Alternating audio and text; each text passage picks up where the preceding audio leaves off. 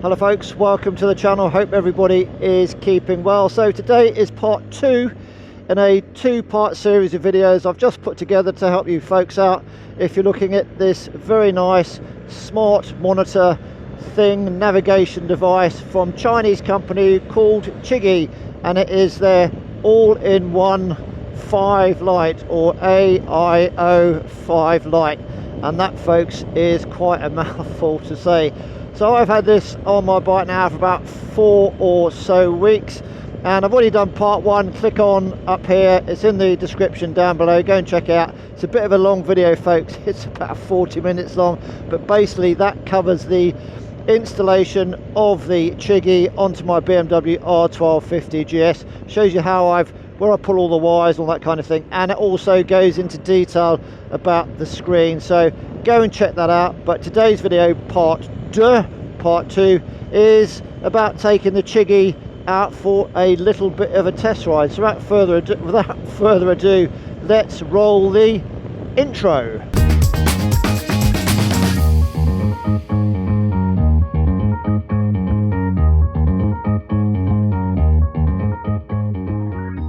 Welcome back folks. So here we are then, out and about on my BMW R1250GS, and we are just taking the Chigee AIO5-Lite out for a bit of a test ride. So welcome back to part 2, and we'll just do a brief recap on the Chigee then. It's a couple of guys in China, biking buddies, and they wanted to come up with a unit which was suitable for biker dudes and dudesses. So 2023 they launched the Chigee AIO5-Lite, and it's had rave reviews and lots of people in the UK suppliers wise, namely Steve at a bike thing. He's now stocking these, so if it's good enough for him, it's got to be good enough for us mere mortals. So yeah, the Chigee, that's what I'm going to call it. So it was put on the market 2023, and basically it is a smart monitor for your smartphone, whether that be a Apple iPhone or an Android phone. So basically you can, with your iPhone, you can just mirror anything on your CarPlay screen to the unit, and your Android Auto again just mirror anything to the Chigee unit. So it's just a mirroring device. So basically if you haven't got your phone with you, then you don't get any CarPlay functionality, no navigation, no messaging, no podcast, no music, no phone call facilities. That's it. The unit itself doesn't do any of that. It relies on the connectivity between your smartphone and the device itself. So that's how it works folks. Let's just run through the unit itself. So first off then, it is IP67 rated, so it's pretty much waterproof. And the AIO5-Lite, well, it's all-in-one, so it's a smartphone thing, hence the AIO. Lite means you can just buy some more accessories for it, and then the 5 means it comes with a 5-inch display, and the display is very nice and very clear. There are other screens on the market. I've tried a lot of them out, the 7 inches and stuff, they're very big, but the 5 inch is fine. Chigee do say that the 5-inch screen, that's with their market research or something like that, they think that that is the best size screen for all the motorbikes out there, but they haven't discounted the fact that they may very well look in the future at doing a 6-inch screen, which I think will be absolutely marvelous. So it's a good screen, I'll say no more than that. In relation to my iPhone 14 Pro Max, which I'm running, this screen from Chigee is smaller, as you can see here. And then I was running a Garmin Zumo XT, not the 2 but the standard XT, and again the Chigee screen is smaller than the Garmin Zumo XT, but I've got no problems with the 5-inch screen. I wear varifocals, and from a clarity point of view, yeah, super bright, super clear. It's just a very nice screen. Now in relation to the unit itself, it has to be hardwired into the bike, so unlike the Garmin, you can't just unclip it from the power cradle and plonk it onto another bike. That's not possible at the moment, but there is some news from Chigee which I found out this morning. I'll come to that a little bit later on in the video. So it really is a wire it into the bike. So I took all the panels off my BMW and then just wired it into the bike. Did a nice installation. That's all in part one. Go and have a look at that with a cup of tea and some biscuits. It's quite a long one, 40 minutes I think it is. So yeah, I wired it into the bike, so it's hardwired, but at the end of the day, anybody can do it. It doesn't take too long, a little bit of time and patience and perseverance, and you get an installation which looks pretty much as though it's come out of the factory. So what do we get then? So in the box, so the standard package, you're going to get the display unit, all the cables, you're going to get 1080p cameras for the front and for the rear, and then you're also going to get what they call a GPS module. So that module on my bike is just mounted down here, and basically it receives the signal from the satellites, and it then just sends that satellite information to the Chigee display, and then that will display your speed, give you an altitude and latitude and longitude for the camera functionality, and then also it gives you a compass, so on here. So it gives you a compass. So that's what the GPS module does, and I've had it all fitted to my bike now for about 4 weeks. I've just come back several days ago from doing a 3-day tour of the Normandy landing beaches from World War II in France with a few buddies. Took the Chigee with me. Well, I had no option really because it was already wired in, and it performed really well. Very pleased with it. It was an excellent bit of kit.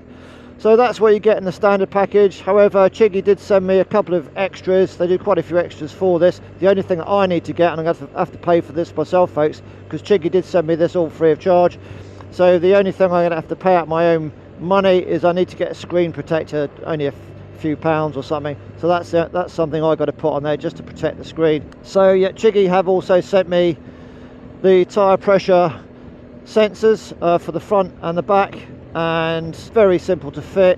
And then if you need to change the battery, it just sends a signal to the head unit via Bluetooth, and then it gives you the tyre pressures. And the battery is very easy to change. Just unscrew them and then put a new battery in. Battery should last you about a year to a year and a half. So they've sent me that one as well. They've also sent me a Bluetooth remote control for this particular BMW.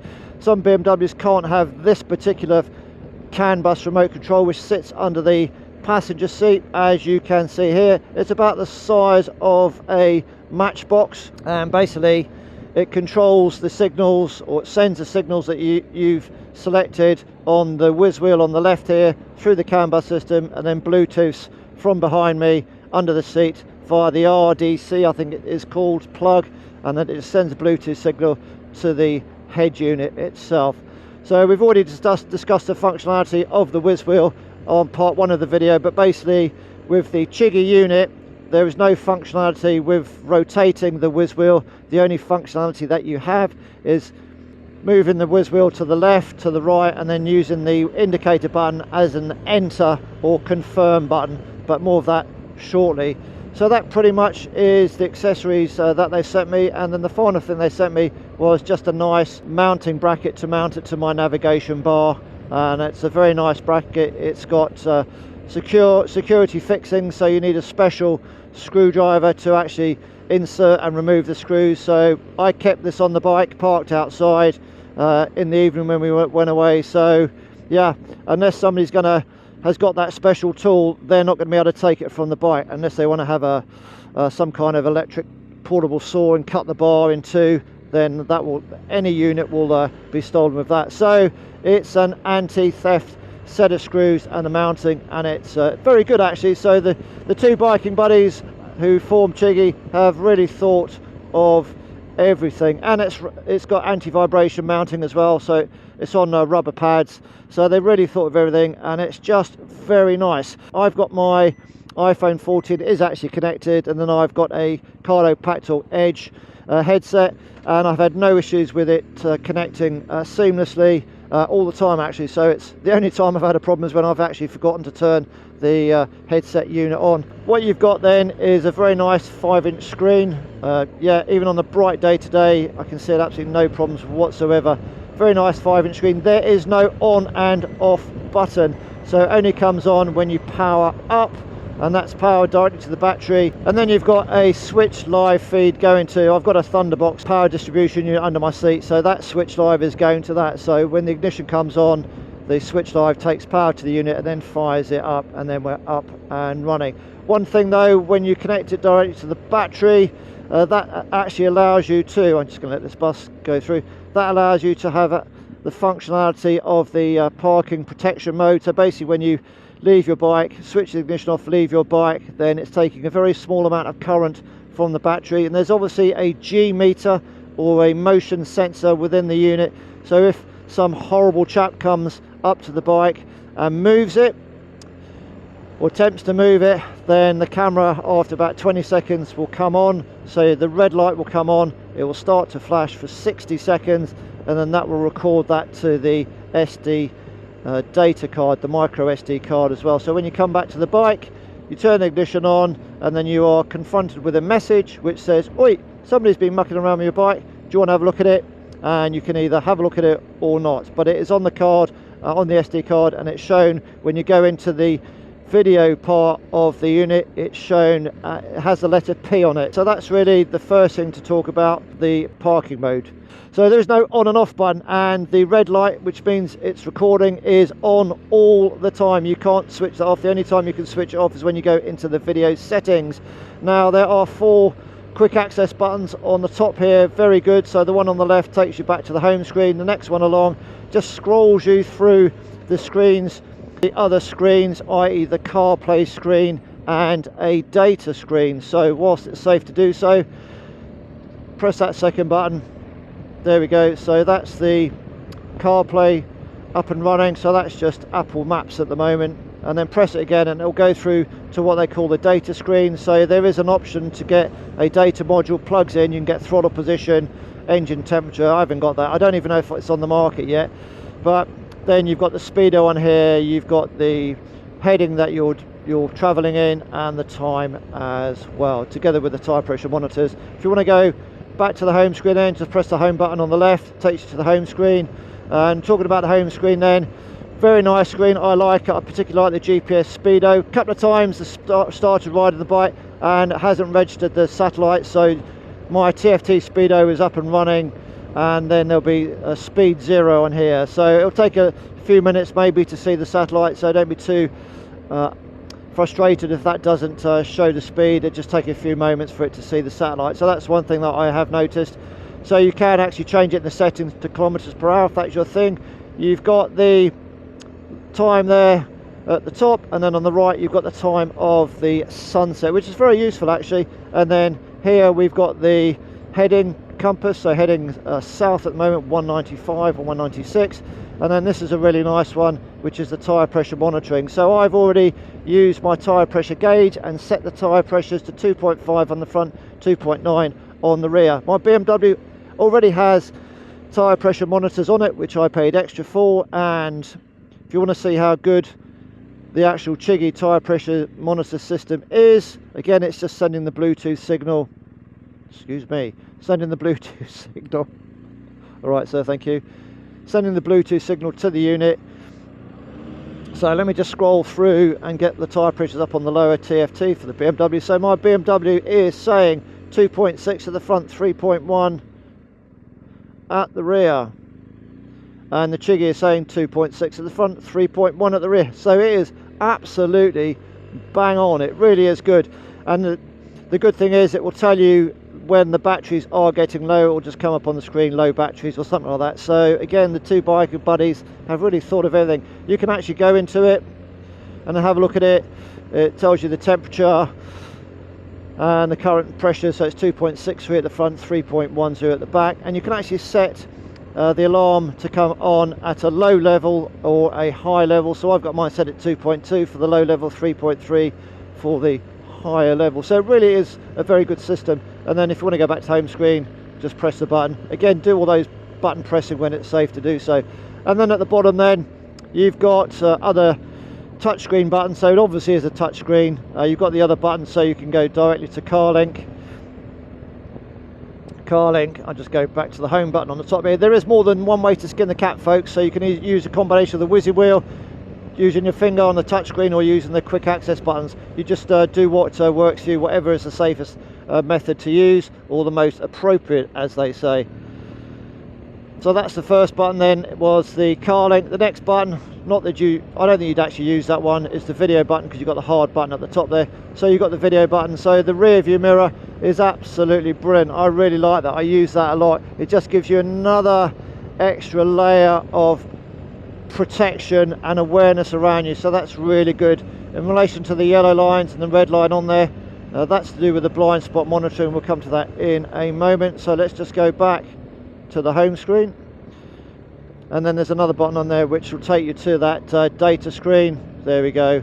Again, back to the home screen, and then finally you have a settings button, so you can just play around with all the settings, and then back to the home screen. These are the only gloves I've got, folks. So does a glove which hasn't got the silver tips work? Yeah, it does, but it's sort of a bit hit and miss. So I would actually say just get a pair of gloves that have got those silver bits on it, and then you haven't got a problem there. But you might be lucky, your gloves might work all the time if they haven't got this silver stuff on it. But mine, without these and using those fingers, it is just a little bit of a hit and miss. I'll show you there. So a non-capacitance type thing, sometimes it'll work and sometimes it doesn't. So, but with the capacitance thing on, yeah, it works first time. So just something to be aware about. So that pretty much is the home screen, and then just beneath the speedo is a trip.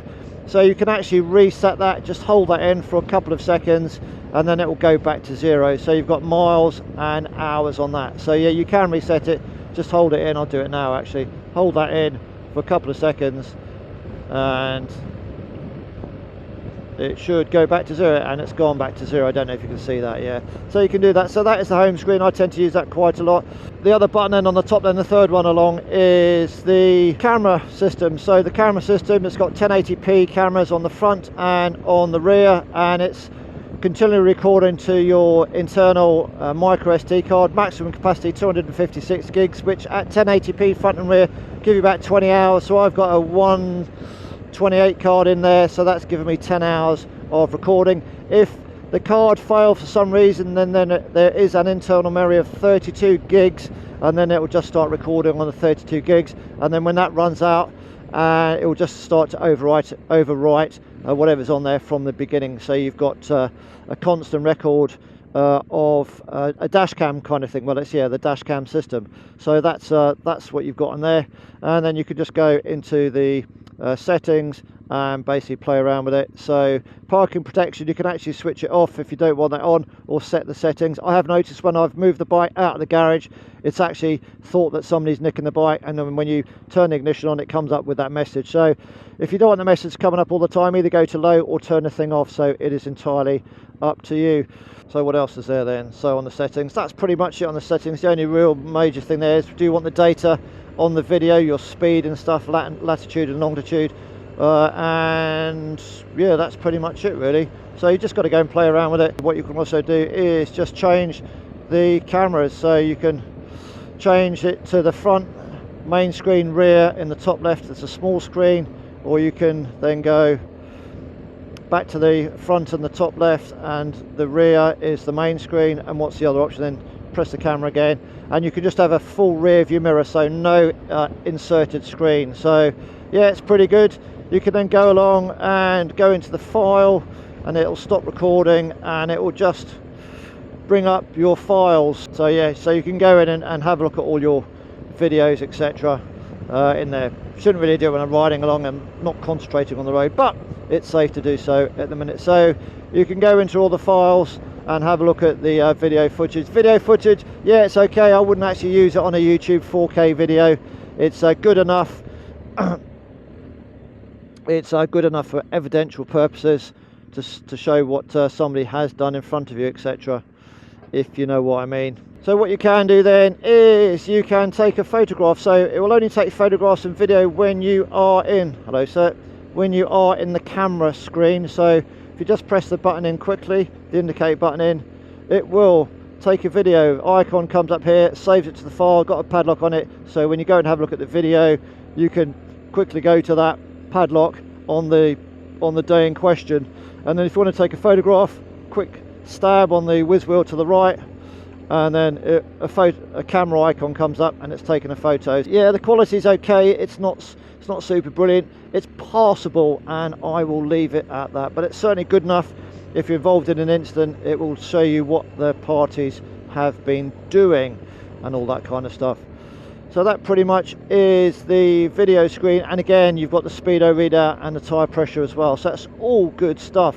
And the fourth and final quick access button on the right is what they call the screen lock or screen off button. Very simply, if you just don't want the display on, you can press the button and the screen will go off, but it's still operating in the background. And if you want the screen back on again, just press it in and the screen comes back on again. Now these screens are all touch capacitant screen, so when it rains there is a chance that the raindrops actually will fool the screen into thinking it is a finger press, and sometimes the screen can go a little bit banana as well. The two biking buddies, they've thought of that, so they have got a screen lock button, so it'll actually lock the screen, so no matter what happens with the rain or whatever, then nothing will happen. So what you can do is press the button in for about 3 seconds, release it, and then you have an unlock icon down here. So that means the screen is now locked. So unlike the Garmin Zumo XT and my iPhone, which are all touch capacitant screens, when it does rain and together with other units from China,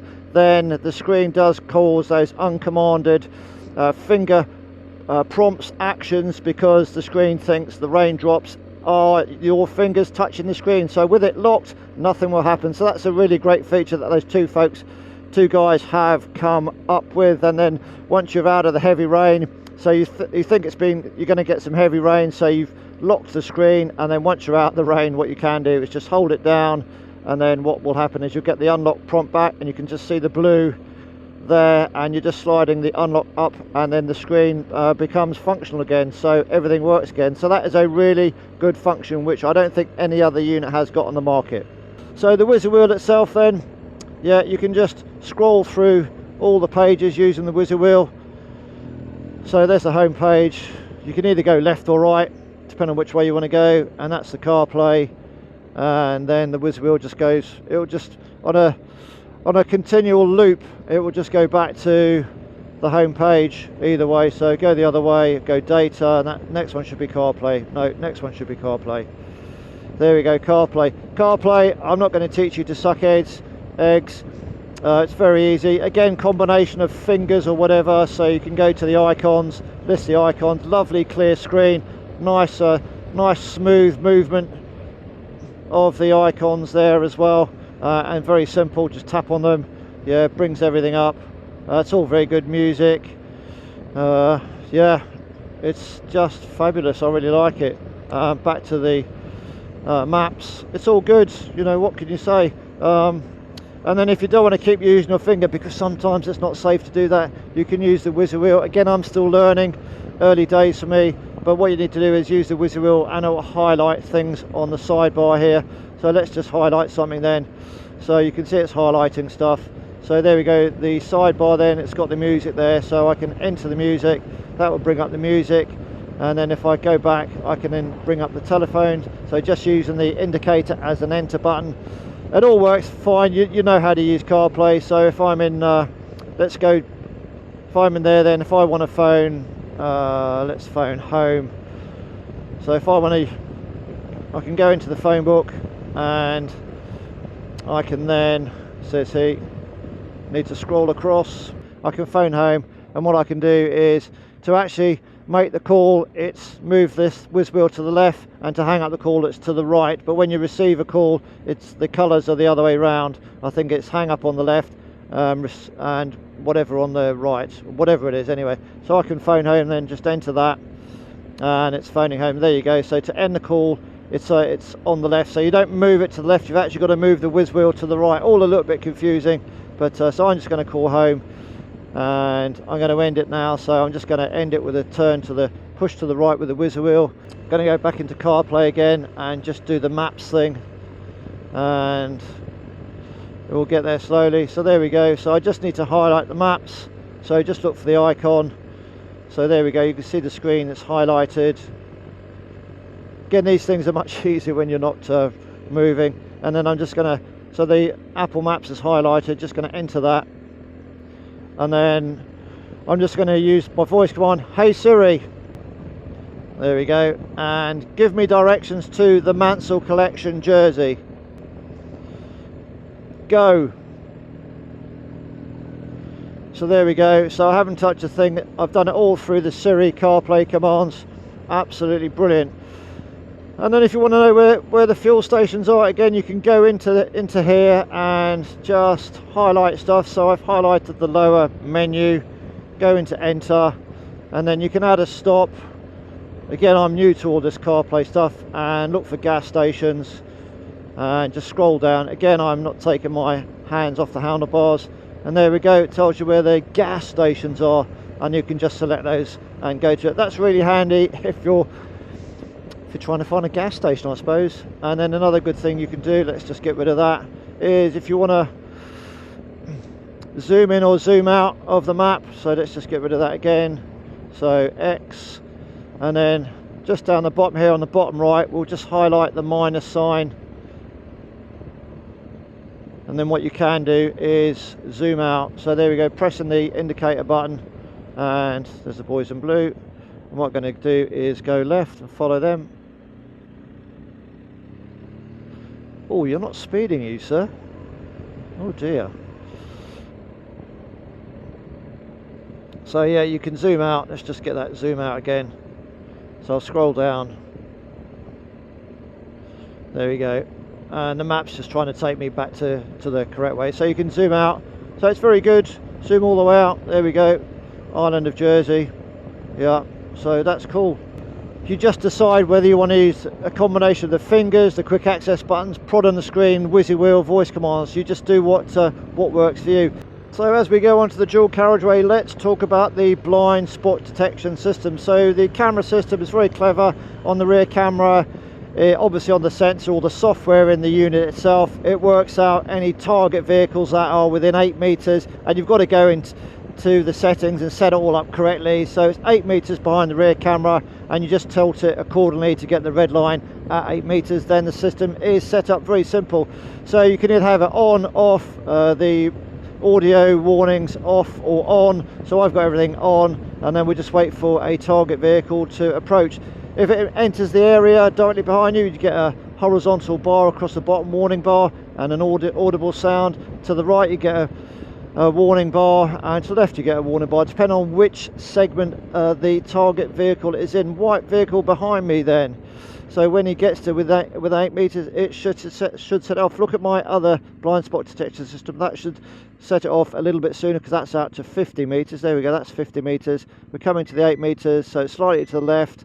There we go, so it's sort of in both sides. So this works really well. I've just come back from a 4-day tour of the landing beaches. This worked perfectly well, really good system, and that's just based on the camera, nothing to do with radar, just based on the camera sensor. So it is really a good system, and it's actually bang on with this more expensive, just a purely dedicated system. So folks, it does work really well. Cost wise for the units then, so I'm going to put the prices up here. So if you go to the Chigee website, you can put in a discount code GST321, that'll give you over £100 off, but then you've got to pay for shipping and all that kind of stuff, any import duties into the country where you're importing it to. So give it a whirl, it may work out cheaper for you, but I'm none too fussed. I don't even know if I get any commission from it, but yeah, be great if you would. Yeah, that'd be super. There is a new kid on the block, actually. Looked on their website this morning. So there is the Chigee AIO5-Play. So basically it's the unit, the head unit here, more or less I believe, and the only thing it hasn't got is the cameras. So you've got no blind spot detection system, and it doesn't get hardwired into the bike permanently. There's a weatherproof connector that you can just unscrew at the back and then take the unit off, but there is no camera system, there's no blind spot detection system. So it's yeah, an even more basic version. So but that is an option. I think that's just coming to market very soon. They're just trying it out on the beta testing, whatever you call it. So there goes the blind spot detection system. So if you don't want the cameras, then check their website and have a look at the new one. It's the Chigee Play. So it hasn't got the cameras on it, so it's pinging away. Very loud, you almost swear it's coming through your headset, but it's pretty good actually. So that unit, let me have a look down here, that's going to be £318, the Play unit. but as we said, it hasn't got the cameras, so you can't record anything. So it's purely a Apple CarPlay Android Auto screen basically. Any issues that I've had with it, once when I was in France a few days ago, when I turned the ignition on, it didn't power the screen up. No, I don't know if that was to do with the screen itself or whether it's to do with my power module I've got under the seat. Not too sure, but it's the only time it's done it. Other than that, it's been rock solid. So I've gone through the wiring just to make sure everything's good, and it hasn't done it. So whether that was an error from me, I don't know. There we go then. The navigation is, it should say I'm nearly here. The CarPlay, there we go, arriving, en route. So it all works well, you can speak to it and all that kind of stuff. There we go. There's these two hermits here. Do you want to be in my video? Right guys. And the other thing that the unit does, it will show you a summary page when you shut down, just like here. So it's counting down from 11 to 0, and it will show you how many miles you've done today and how many miles you've done since you've switched the ignition on.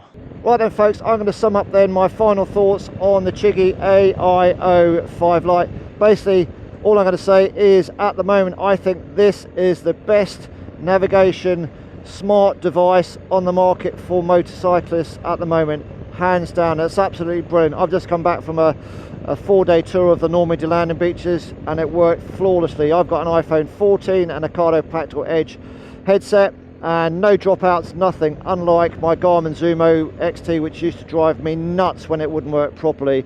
The device just works, it's rock solid, and as a motorcyclist, that is all that you want from a unit, is to work properly all the time, and this unit does. Very nice screen, 5 inches. I wear varifocals, no problems in viewing the screen either. Nice and bright. It's got an auto dimming function as well, and if you need to update the software, you can do that over Wi-Fi, which I can do in my garage.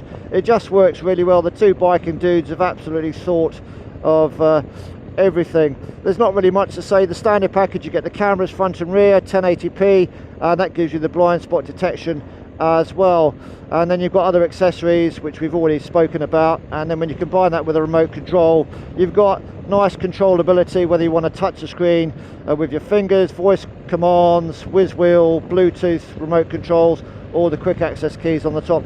Everything just works really well, well made, well put together with a 12-month warranty. What else is there not to like about the unit? What would I like to see in the future? Well, they do listen to market feedback, so they've already brought out a less spec'd up unit which hasn't got the cameras. It's a bit cheaper, so they call that the 5 Play, I think they call that, but that hasn't got the cameras on it, so no blind spot detection and all that kind of stuff. But yeah, they're listening to what the market wants, and who knows, in the future they might bring out a 6-inch screen which would be absolutely perfect, but this is fine. The 5-inch, I really like it. Oh, excuse me for coughing.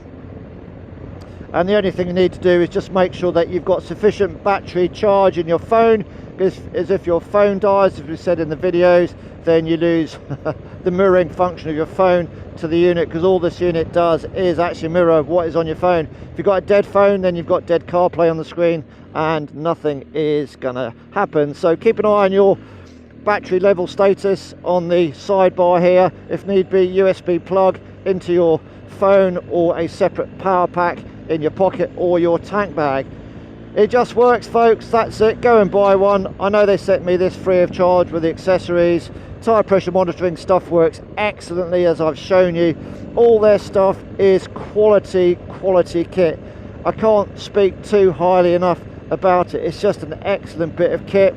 Who knows what the future holds, but all I know is that the other manufacturers are going to be worried about the two biking dudes from China. That's it, folks. Ride safe. See you again soon in the not too distant future. And remember, GSD 321 for that discount code. Take care. Bye bye. Great unit, folks. Really is good.